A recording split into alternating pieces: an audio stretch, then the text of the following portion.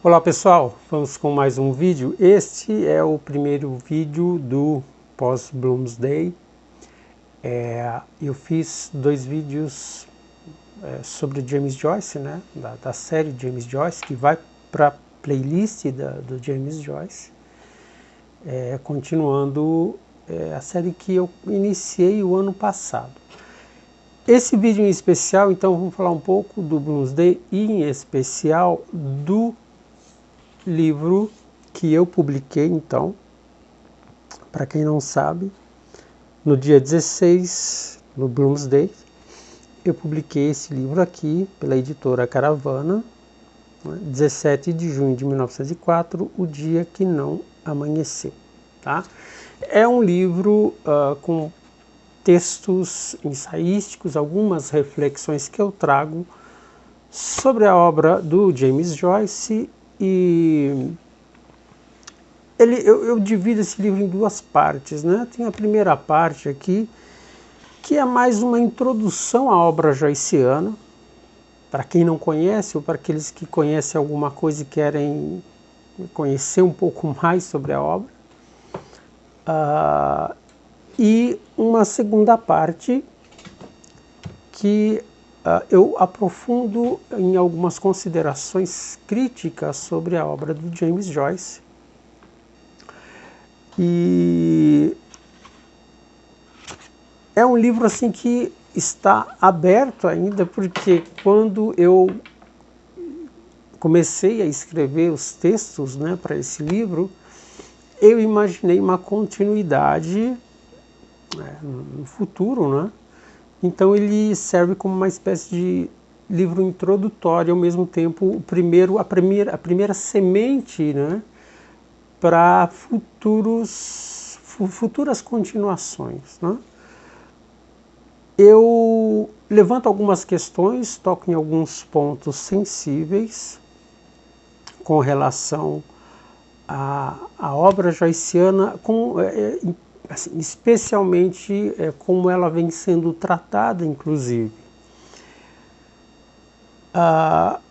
No geral, eu faço algumas observações, algumas considerações um tanto que generalizadas, né, sem me aprofundar muito, apenas abrindo caminho aí para me aprofundar nesses aspectos, nesses assuntos que eu dei início aqui nesse livro, então. Um dos pontos em que eu toco no livro é a questão desse relativismo literário que vem acontecendo, eu acredito que não só aqui no Brasil, mas vamos falar aqui do que acontece no nosso país. Bom, então eu não posso deixar de falar de Ulisses, né? Da obra Ulisses. Inclusive um texto aqui que eu separei, eu vou ler apenas um trecho, para vocês terem ideia da minha proposta com relação a esse livro. Tá? O texto se chama... deixa eu tirar aqui o golfinho. Aí, golfinho, fala um oi para todo mundo e vai lá brincar. Antes, porém, eu quero deixar claro que a minha abordagem, ela não é acadêmica, né? Ela não tem método acadêmico, porque eu não sou um acadêmico. Tá? Eu busco uma alternativa, eu venho buscando uma alternativa, uma perspectiva fora das academias. E, inclusive, longe, inclusive, desses grupinhos joycianos, né, que se tem aqui no Brasil, e que tem aí os seus estudos, né, as suas propostas de crítica literária, de estudo. Então eu venho tentando buscar uma perspectiva não acadêmica, tá certo? Repetindo, trata-se de uma obra em aberto, em que eu vou dar continuidade, né, com os novos textos e aprofundando em alguns pontos que eu já iniciei nesse livro, ok? Então vamos lá. O texto se chama Ulisses navegando contra a própria correnteza do espírito moderno. Então vamos lá, faz parte da construção dessa aura mítica do livro, né? A ideia da ininteligibilidade do romance, alimentada pelo próprio Joyce em sua senha de construir armadilhas e enigmas, né? E labirintos. Mas essa intransponibilidade é apenas superficial. Tá? Vencido algumas armadilhas e persistindo na exploração do terreno, nós podemos então vislumbrar a nudez do moderno, antimoderno Ulisses. Eu quero esclarecer um ponto aqui, que o entendimento do modernismo aqui no Brasil é a cisão com o passado, é a destruição do passado para se construir o moderno sobre as cinzas das antigas tradições. Tá? Então, o modernismo aqui no Brasil, ele foi entendido dessa forma, ele é entendido dessa forma, e esse foi o maior erro do modernismo brasileiro, que, no final das contas, apresentou suas boas sementes muito depois da famigerada Semana da Arte Moderna, né, lá de 22, manifesto artístico cultural que está envelhecendo muito bem, mas apenas como piada pastelão. O próprio Manuel Bandeira, pouco tempo depois, ele reconheceu a imaturidade do grupo e da proposta, que não passou de mero capricho de jovens paulistanos com espírito adolescente, mimados e inconsequentes. Tá? Então, na verdade, a estilística moderna se apresentou antes da Semana de 22, com o próprio Manuel Bandeira e o seu poema Os Sapos. Agora, diferente do modernismo europeu ou mesmo americano, né, a proposta brasileira se alimentou então de uma escatologia cega e desenfreada que acabou decepando os próprios pés em sua gana enlouquecida de se desvencilhar das antigas tradições. Tá? Voltando aqui ao Joyce, eu trago aqui a ideia de que Joyce ele não rompeu com o passado. Tá? Ele não rompeu com as antigas tradições, mas incorporou seus elementos em uma nova roupagem. E Ulisses é um exemplo gritante disso aqui. Mais ainda em Finnegan's Wake. É essa incorporação dos elementos numa roupagem moderna, por assim dizer. Um dos grandes problemas atuais aqui no Brasil é o relativismo literário, que tenta desconstruir a realidade em favor da burrice adquirida quando não congênita. Ou seja,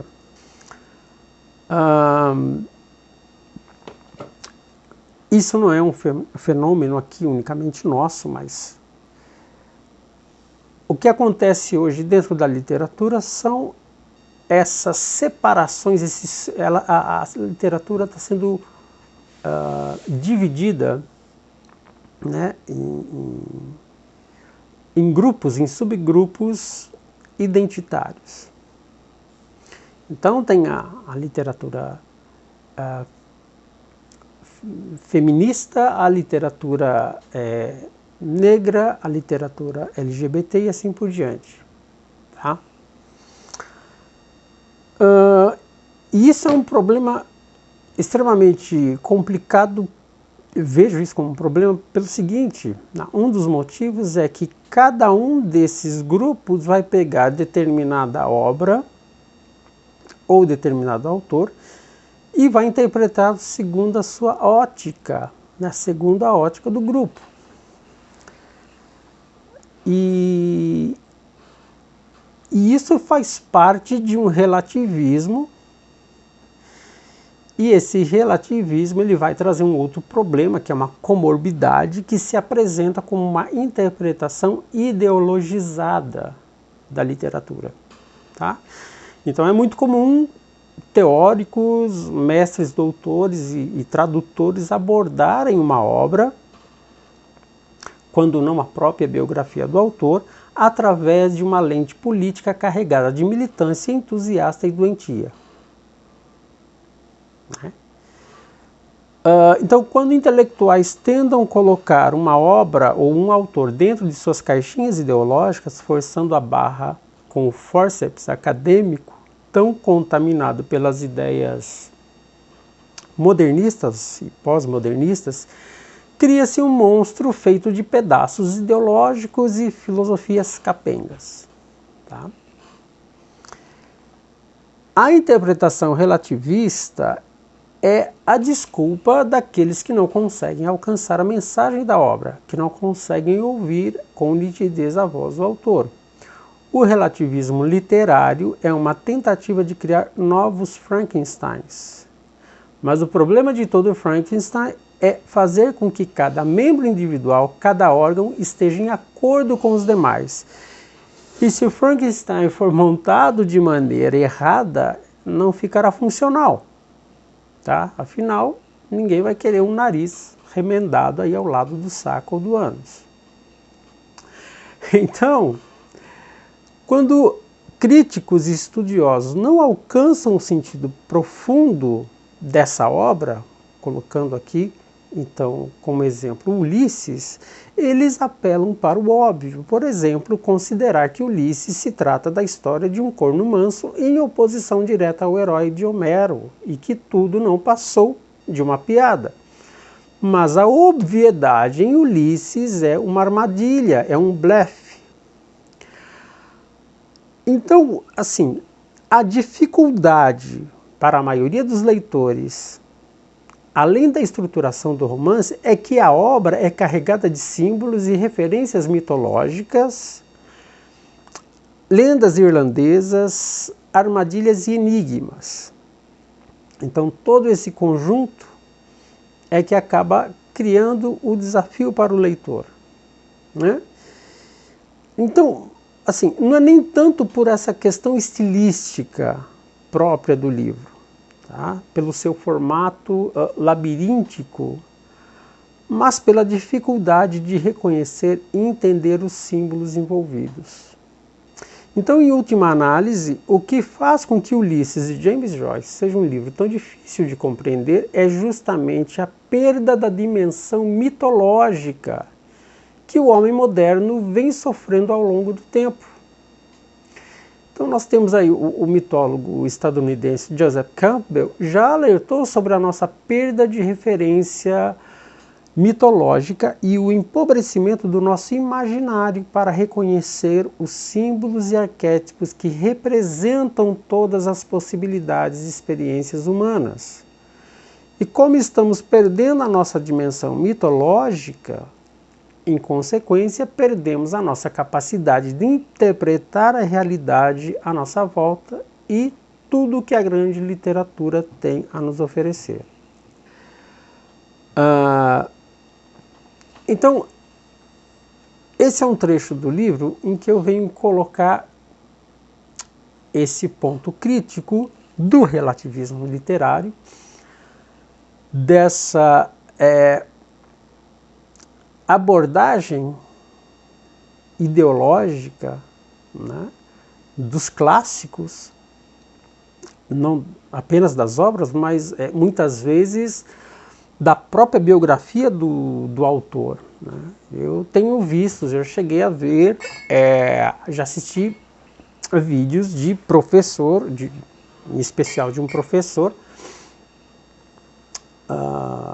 não me lembro o nome dele, eu vou voltar falando isso em algum outro momento, mas como exemplo, já vi então professores com mestrado, com doutores, enfim, toda essa lista, né, de nomenclaturas, de diplomas, né,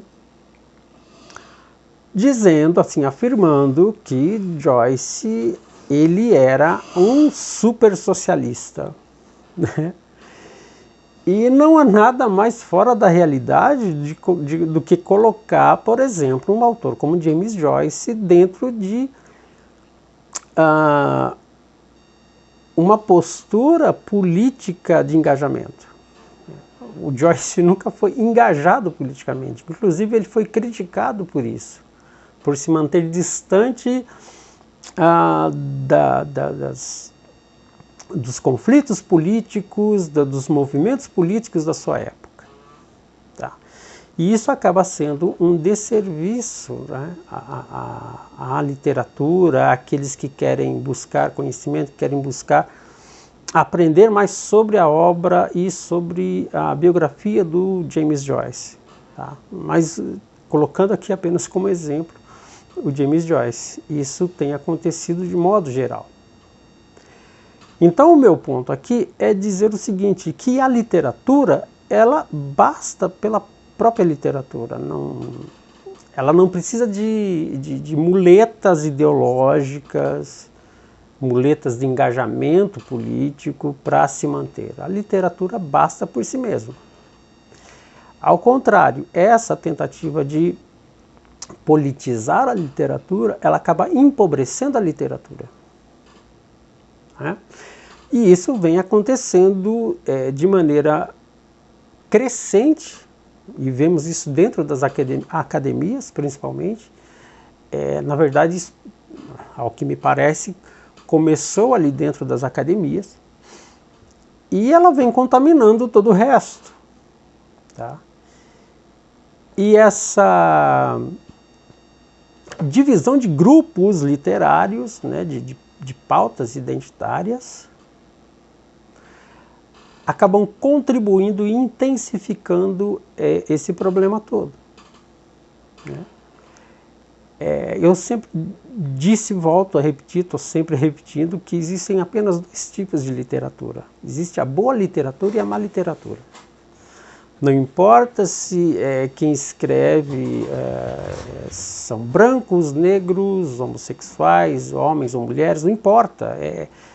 Temos que se basear o quê? Na boa literatura, que é produzida por quem quer que seja, para separar da má literatura, né? Que vem sendo produzida e muito, em parte disso, por conta dessa questão política e ideológica que vem contaminando a literatura, vem tentando moldá-la segundo a posição ideológica, política ou partidária desses grupos, né? Então esse é um dos problemas que eu venho colocar aqui, que eu coloco no livro e trago como reflexão.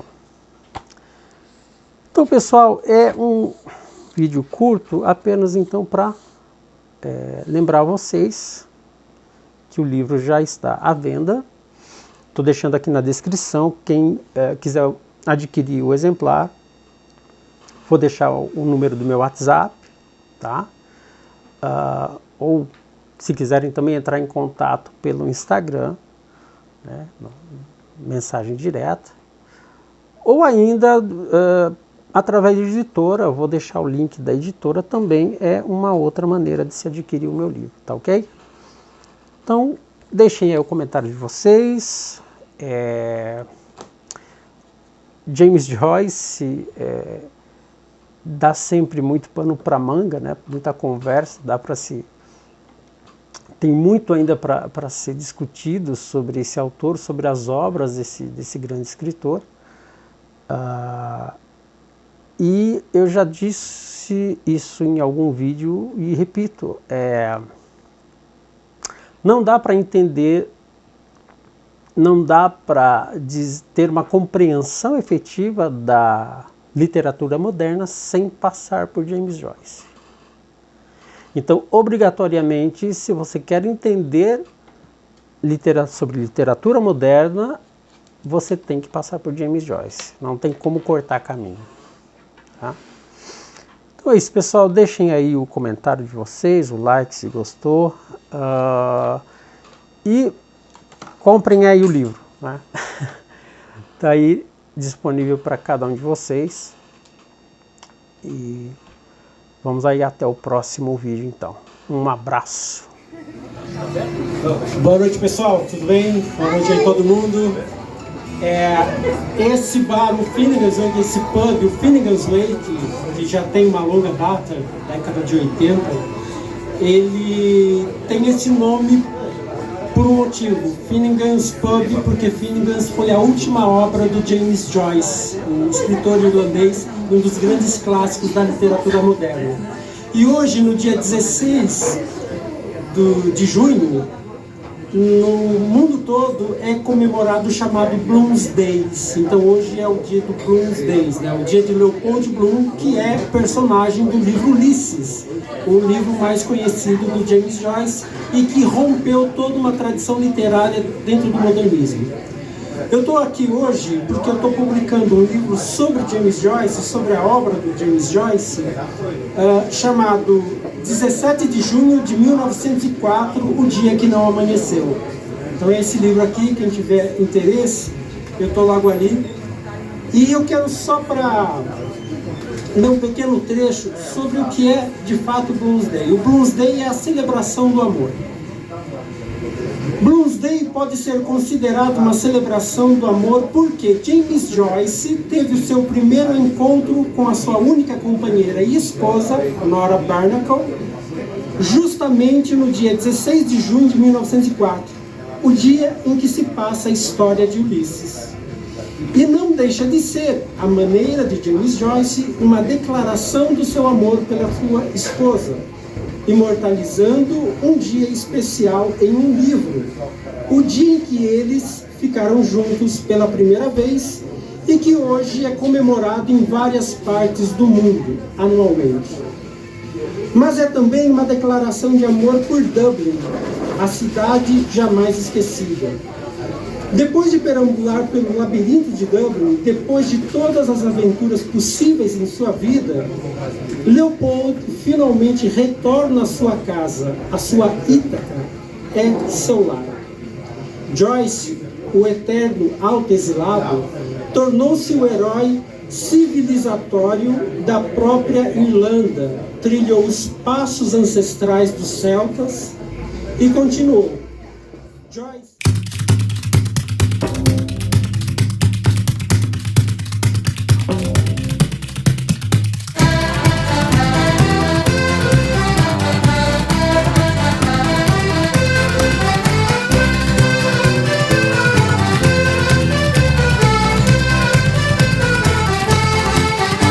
Tim Finnegan lived in Walking Street, a gentleman Irishman, mighty odd. He seen a brogue so soft and sweet, in the rise in the world he carried the hod. Tim had a sort of a tippling way, with the love of the liquor now he was born. Help him on with his work each day, and the drum of the creature every morn. Whack for the Daniel, dance to your partner, with the floor your runners shake. Wasn't it the truth they told you, lots of fun at Finnegan's Wake. One morning Tim fell round